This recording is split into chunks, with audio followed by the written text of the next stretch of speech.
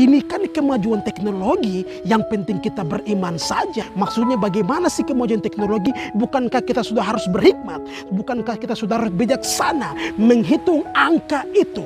Shalom, puji Tuhan saudaraku sekalian, kembali berjumpa lagi dengan saya Daud G di channel ini, yaitu di channel Rohani Anak Papua. Ya Bapak Ibu saudaraku sekalian, pada kesempatan kali ini saya ingin membahas sesuatu yang sangat penting, sehingga kita dapat menyentuh secara bersama-sama guna menjalani kehidupan kekristenan kita di hari-hari ini atau di zaman akhir ini. Yaitu topik kali ini yang saya akan membawakan untuk kita bersama, yaitu tentang chip.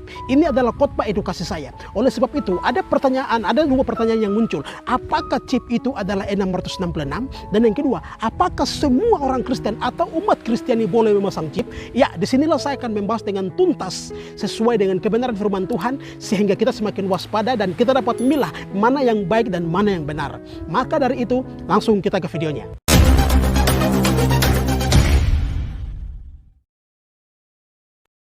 Ya baik, shalom saudaraku sekalian, puji Tuhan. Kita tidak tahu ke depan apa yang akan terjadi dan apa yang akan menimpa bumi ini, apa yang akan menimpa bangsa-bangsa di dunia, termasuk bangsa kita Indonesia maupun bangsa Papua. Oleh sebab itu, saya ingin memberitahukan kepada kita bersama, jika suatu saat uang itu tidak berlaku atau uang tidak digunakan oleh manusia lagi secara fisik, secara nyata, maka uang akan beralih kepada satu level atau tingkat berikutnya yang disebut dengan uang digital. Dan uang digital ini akan dimasukkan atau dijadikan di dalam chip, merupakan angka-angka yang akan digunakan oleh manusia. Dan pertanyaannya, uang digital ini akan ditempatkan di mana? Yang pertama, uang digital ini akan ditempatkan di dalam chip. Dan pertanyaan kedua, chip ini akan ditempatkan di mana? Dan chip ini akan ditempatkan di dalam tubuh manusia, yaitu bisa di kepala maupun di tangan. Sebagai pengetahuan, semua barang elektronik itu memiliki chip. Tapi yang dimaksudkan dengan khotbah edukasi saya tentang chip ini, yang dimaksudkan ialah chip implan.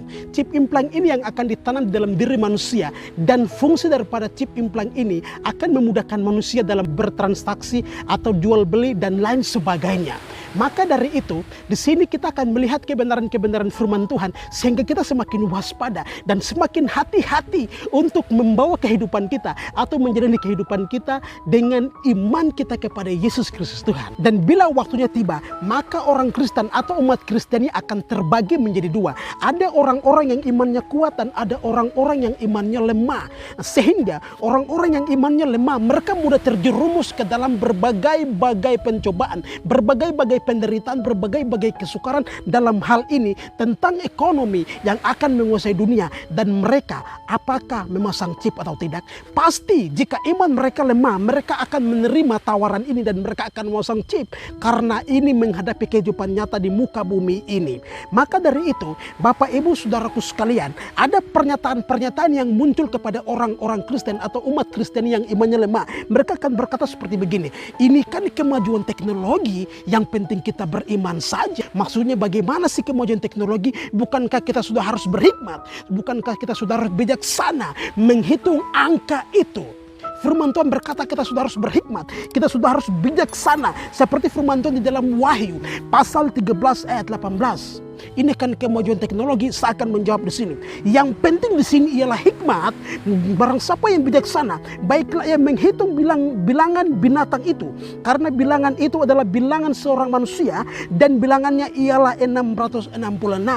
Firman Tuhan ini berkata bahwa kita sudah harus berhikmat dan bijaksana menghitung angka bilangan itu. Sebab angka bilangan itu tidak akan datang secara nyata-nyata seperti yang kita tahu di film-film, bahwa tulisannya 666. Dan di mana chip itu akan ditanam? Chip ini akan ditanam di dalam tubuh manusia. Bisa terjadi di kepala manusia maupun di tangan manusia. Haleluya. Kita akan melihat firman Tuhan di dalam Wahyu pasal 13 ayat 16 dan 17. Diberi tanda pada tangan kanannya atau pada dahinya. Ayat 17, dan tidak seorang pun yang dapat membeli atau menjual selain daripada mereka yang memakai tanda itu, yaitu nama binatang itu atau bilangan namanya. Inikah saudara berkata kemajuan teknologi?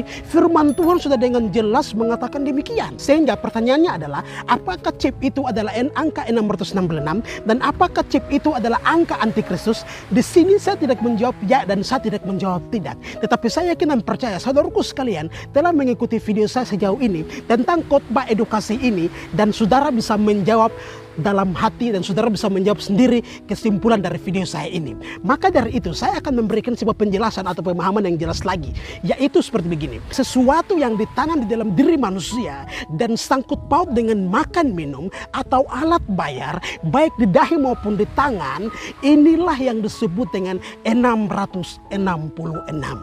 Maka oleh sebab itu, kesimpulannya saudara bisa mengambil satu keputusan yang pasti, satu keputusan yang jelas, satu keputusan yang kuat sesuai dengan iman saudara kepada Kristus. Maka cukuplah di dalam tubuh manusia ada 3 unsur, darah, daging, dan tulang. Tidak boleh ada unsur-unsur lain yang masuk ke dalam tubuh manusia dan kita menjadikannya sebagai Tuhan-Tuhan kecil, Allah-Allah kecil. Inilah yang disebut berhala. Firman Tuhan berkata seperti begini di dalam kitab Keluaran pasal 20 ayat 3 dan 4. Jangan ada padamu Allah lain di hadapanku. Haleluya.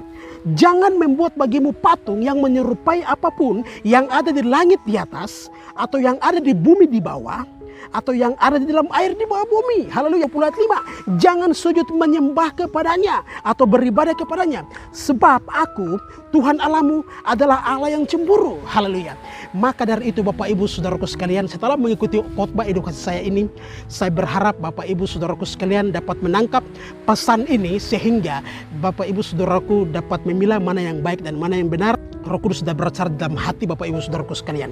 Oke, kesimpulannya, saya sangat khawatir apabila pada hari-hari terakhir setiap anak-anak Tuhan, setiap iman-iman orang-orang Kristen, umat Kristeni yang lemah, ini sangat berbahaya. Mereka akan menggenapkan atau menggenapi perkataan Tuhan Yesus seperti firman Tuhan di dalam Matius pasal 19 ayat 30. Orang yang terdahulu akan terkebelakang dan orang yang terkebelakang akan terdahulu. Kemudian juga di dalam Matius 22 ayat 14, banyak yang dipanggil dan sedikit yang dipilih. Dan yang paling penting, saat ini kita mau menjadi orang yang bijaksana atau mau menjadi orang yang bodoh. Firman Tuhan berkata seperti begini di dalam Matius pasal 7 ayat 24 sampai dengan 27. Setiap orang yang mendengar perkataanku ini, setiap orang yang mendengarkan khotbah edukasi ini dan melakukannya, ia sama dengan orang yang bijaksana. Haleluya. Yang mendirikan rumahnya di atas batu. Kemudian turunlah hujan dan datanglah banjir. Lalu angin melanda rumah itu. Tetapi rumah itu tidak rubuh sebab didirikan di atas batu. Tetapi setiap orang yang mendengar perkataanku ini dan tidak melakukannya, ia sama dengan orang yang bodoh. Haleluya. Yang mendirikan rumahnya di atas pasir. Kemudian turunlah hujan dan datanglah banjir. Lalu angin melanda rumah itu. Sehingga rubuhlah rumah itu dan hebatlah kerusakannya. Setelah saudara mendengar khotbah edukasi ini tentang chip, beberapa pengetahuan tentang perkembangan teknologi yang kian hari semakin maju, kita akan menghadapi di hari-hari yang akan datang. Kita sudah harus memilah dengan baik dan kita sudah harus mempersiapkan iman kita di atas dasar pasir atau di atas dasar batu karang. Oleh sebab itu, Bapak Ibu Saudaraku sekalian, saya pikir seperti demikian video khotbah edukasi yang Tuhan taruh di hati saya, dan saya yakin percaya saudaraku sekalian diberkati oleh Tuhan dan pemahamannya dibuka lebih dalam lagi, dan saya berdoa Roh Kudus akan pimpin kehidupan saudaraku sekalian maupun kehidupan saya juga, kehidupan kita secara bersama-sama. Tuhan Yesus memberkati, dan akhir kata saya menyampaikan Bapak Ibu Saudaraku sekalian, bila suka dengan video ini berikan like, komen, dan juga subscribe channel saya ini sehingga Bapak Ibu Saudaraku sekalian tidak ketinggalan video-video menarik saya lainnya ketika saya upload nanti. Tuhan Yesus memberkati.